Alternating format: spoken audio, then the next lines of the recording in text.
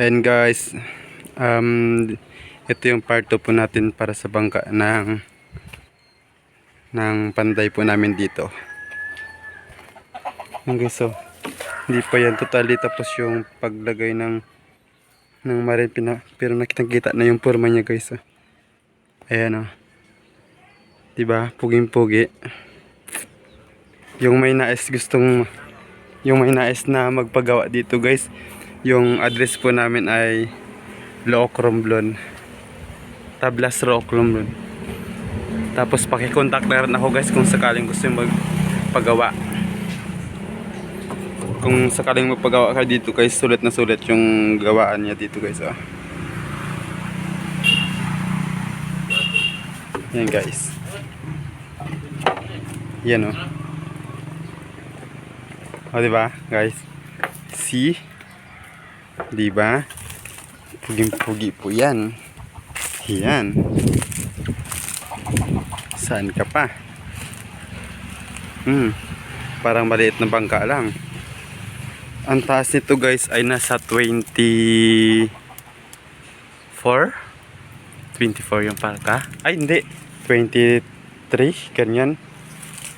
22 something ganyan guys. Ang ganda guys. Ayan diba? Yan yan simpleng kamurotoy lang to guys, para walang sagabal sa akin pag tumakbo. Ito yung lagayan niya na makina. Tapos yung plano niya guys, dito yung lagayan ng mga gamit dito sa hulihan. Dito maglalagay siya dito ng flooring. Paki-correct lang ako guys pag sakaling mali. Ito guys yung finished product niya guys sa hulihan guys. Ayan yan see? Yan guys, igop na igop yan.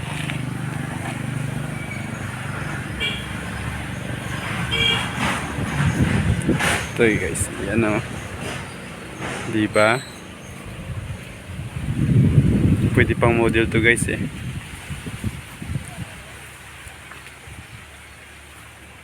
Hindi pa yan guys. Tapos medyo busy pa yung may-ari nito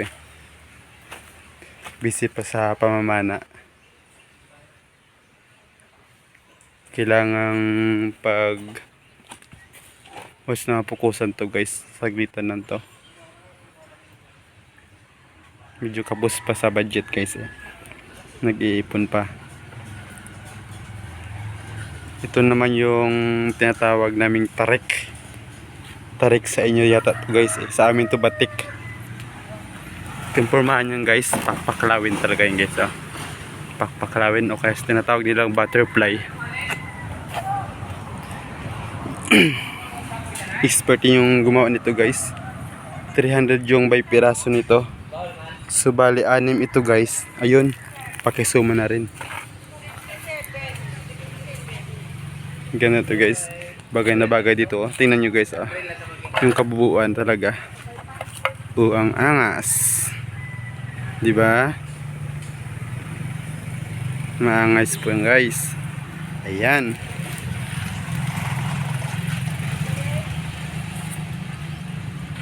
see that guys, see.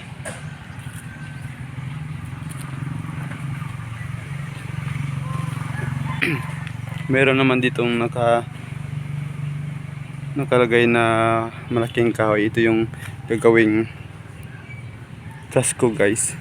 Pero imposible ito guys pag kayong tumingin talaga maging kasko ito guys kasi may bitak sa gitna. Pero sa panday ito guys, walang imposible sa kanya, basta meron lang daw na epoxy.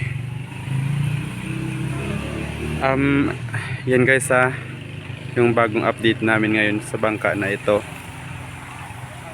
Paki-subscribe na lang po para sa more videos namin dito guys. Ito lang po muna guys yung bagong update namin ngayon. Salamat po.